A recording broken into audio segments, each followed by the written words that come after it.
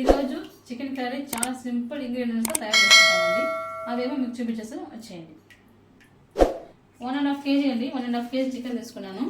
దానికి ఒక 3 ఆనియన్స్ తీసుకున్నానండి. ఆనియన్స్ తీసుకొని చిన్న చిన్న కట్ చేసి పెట్టుకున్నాను. ఇది ఒక 5 టమాటోస్ తీసుకున్నామండి. చిన్న పీసులుగా కట్ చేసి పెట్టుకున్నాము. ఇది అల్లం, తెల్లగడ్డలు, చెక్క లవంగం పేస్ట్ అండి, దంచి పెట్టుకున్నానండి నేను దీనికి. నెక్స్ట్ పసుపు, ధనియాల పొడి, మిరప్పొడి. నెక్స్ట్ ఫినిషింగ్ టచ్లో ఇది గార్నిష్ చేయడానికి కొత్తిమీర అండి. వచ్చేయండి ఎలా తయారు చేయాలో చూసేద్దాం. ఓకే అండి, ప్యాన్ హీట్ ఎక్కినాక ఆయిల్ అయితే వేసేసుకుందామండి.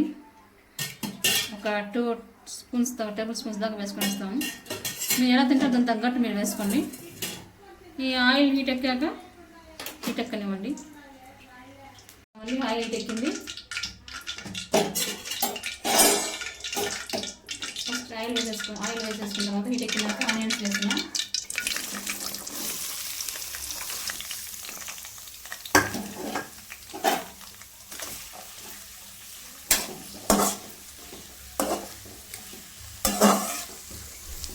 ఈ ఆనియన్స్ అయితే లైట్గా బాగా మగ్గాలండి.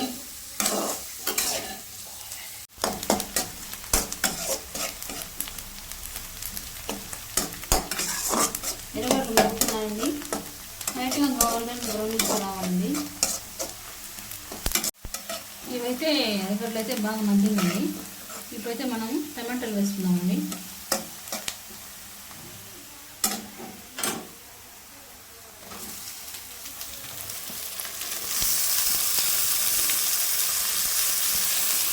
రెండు కొంచెం బాగా కలుపుకున్నామండి. టమాటాలు కానీ కొంచెం మగ్గాలండి.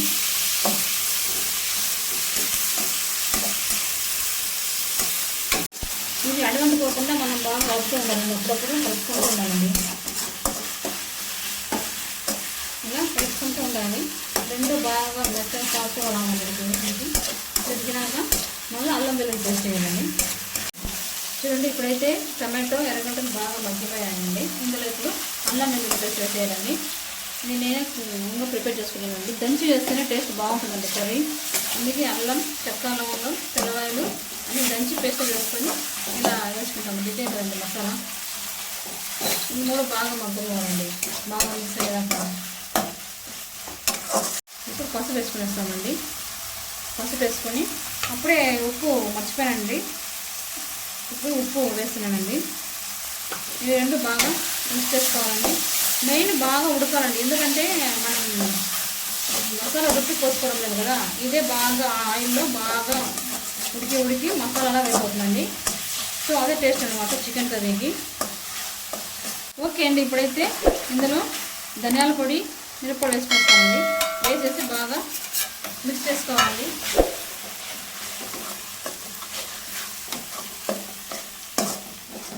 సిమ్లో పెట్టేసుకొని బాగా మిక్స్ చేసుకోవాలండి.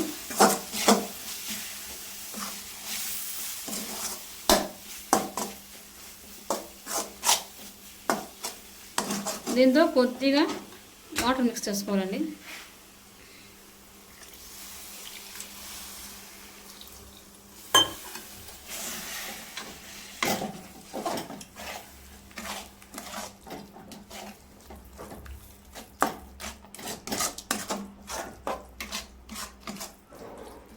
ఈ మసాలా ఉడకడానికి అయితే మనం కొద్దిగా వాటర్ వేసుకొని బాగా ఉడికించుకోవాలండి. ఎందుకంటే ఇదే మసాలాలాగా తయారవ్వాలండి. మెత్తగా మసాలా తయారవుతుంది. దీన్ని బట్టి మనము దీన్ని గట్టిగా ఉంది కాబట్టి, అంటే చిక్కగా ఉంది కాబట్టి దీనికి తగ్గట్టు ఇది ఉడకడానికి ఆయిల్ ఆయిల్ కాదు, వాటర్ పోసుకొని కొంచెం సెట్ చేసుకొని కలుపుకుంటూ ఉండాలండి. ఇదంతా ఉడికినాక పైకి ఆయిల్ వస్తుంది. ఆయిల్ తెలుస్తుంది కదండి. అప్పుడైతే మనం చికెన్ వేసుకొని ఉడకబెట్టుకోవాలి.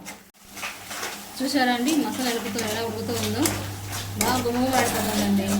ఇంకాసేపు ఉంటే మసాలా రెడీ అయిపోతుందండి. చూడండి, ఇప్పుడే దాదాపు చాలా వరకు కుక్ అయిపోయింది. టమాటాలు కరిగిపోయినాయి, ఎర్రగడ్డలు కూడా కరిగిపోతుందండి. ఇదంతా కరిగి మసాలా ఏర్పడుతుందండి. అంతా ఆయిల్లోనే మిక్స్ అవుతుందండి, ఉడుకుతుందండి. ఓకే అండి, ఇప్పుడు మసాలా అంతా బాగా ఉడికిపోయేసి ఆయిల్ పైకి వచ్చేసింది. ఇప్పుడు మనం చికెన్ ఇందులో వేసుకుంటామండి. ఓకే అండి, ఇందులో చికెన్ వేసుకునేసినాం కదా, బాగా మిక్స్ చేసుకోవాలండి.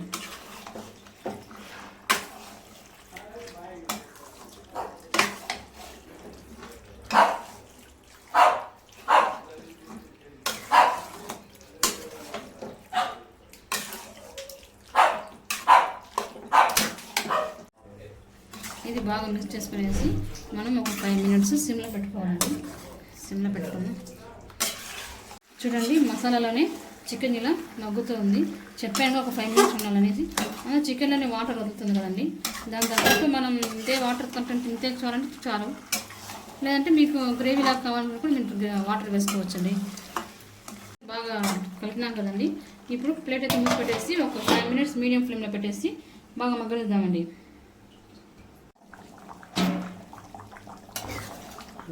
వాటర్ ఎక్కువ అనుకుంటున్నారేమో అండి. చికెన్ ఉడికేసరికి మొత్తం ఖచ్చితంగా మనకు చిక్కగా వచ్చేస్తుందండి. ఇది ఇంకా చికెన్ ఉడకాలి కదా, సో 1.5 గ్లాస్ దీనికి ఎక్కువ అయిపోతుంది. బాగా నీట్గా ఉడికి మంచి చిక్కగా చికెన్ కర్రీ రెడీ అయిపోతుందండి.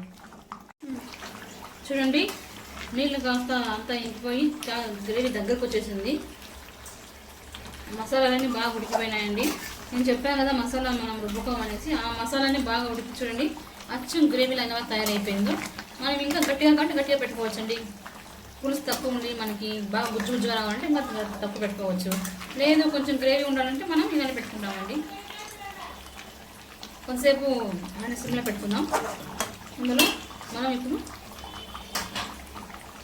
కొత్తిమీర వేసుకుందాం. అలానే చికెన్ ముక్కలు బాగా ఉడికిపోయింది. సో ఫైనల్గా కొత్తిమీర ఇలా వేసుకున్నామండి.